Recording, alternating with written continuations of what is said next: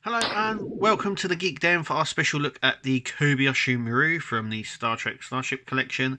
It's obviously another special, and it looks really nice actually. But we'll take a look at the model in just a minute. But first, let's go through the magazine. So here we get a nice shot of the Kobayashi Maru. It's a cargo ship. It was used in the simulation from the 2009 Star Trek movie. Shall we just dive in? So let's just take a little look. We've got some obviously stats at Kelvin Universe, and then we get a nice shot here of the front of the Kobayashi Maru. A little bit of there's no sort of in-universe information on it. There sort of is at the back, and we'll have a look at that once we get to the back. But this is obviously going on to how they designed the Kobayashi Maru and stuff like that. Now, in this picture here,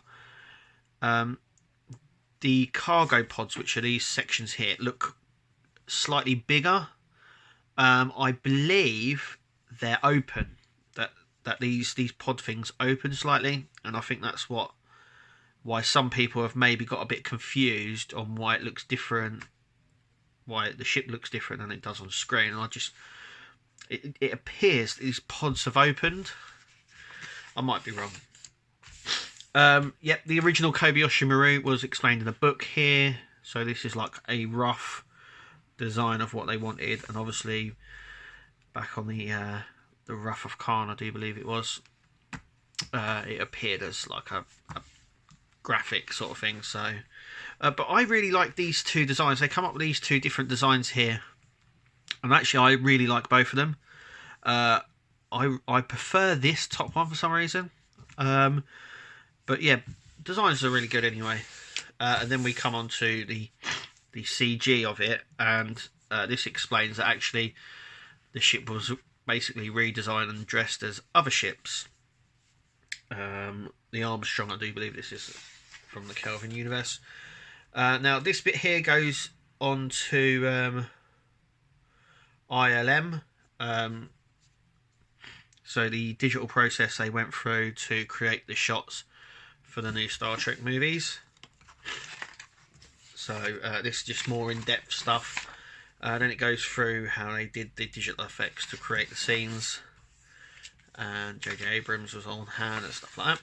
Then we come on to the no-win scenario section. So this basically goes through the basically where the Kobayashi Maru come from, and explains a little bit more about it, if you don't know what it is. But basically it's a Starfleet Academy training simulation with a no-win scenario, and it sort of played into the fact that Kirk was the only one to win it, this no-win scenario.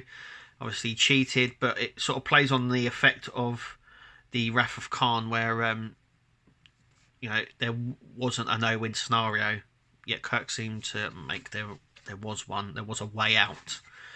But that's where the Kobayashi Maru comes from, as you see here. And that is it for the book. So let's take a look at the model itself. And here is the Kobayashi Maru out of the packaging, and it's actually okay. I don't know why, but I was expecting it to be slightly bigger. I don't know why I was expecting that, but seeing the designs and stuff, I just thought it was going to be slightly a bigger model than it actually is. It's a nice size. It's really stable on the stand, as you can see. I mean, it's not gonna, there's no way that's gonna slide off into Bischoff. Now, it is really nicely done. It's very detailed, even to the back section here. So we have these sort of swirl marks, as you can see here, on the back of them. I'm just going to zoom up a little bit so you can see. There we go. So you can see there's like a swirl mark there.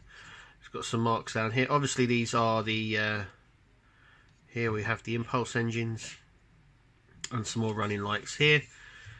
It's just a really nice addition. I like the fact that it's got this, the old deflector dish in the front here. That's really nice. It's got this sort of, I mean, the light's bringing it out much more than you can see it. I'm just going to turn the light off a second and bring the camera just out a little bit.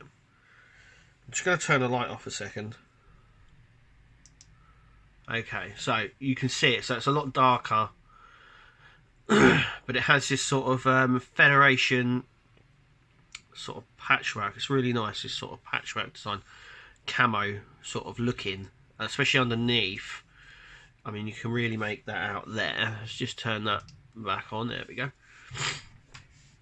You can make out the camo design, but that design there is actually all over the ship as well. As you can see in certain lights, it really does pick it up. It's a lot darker. I mean, you can see it's there, but only in certain lights. I mean, it's picking up really well with the light that I'm using, but when it's dark you can't really see it too much.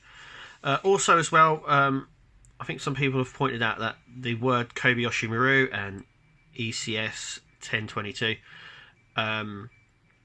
are different somehow. I think they're sort of I think they're long ways or something along here. I'm not too sure, but I think the name is wrong. But I'm not too sure. I mean, this is taken directly from the CGI files, so this is exactly how it would have actually appeared, I think, on screen. And it's really, really nice. I like it. I like the fact it's in the collection.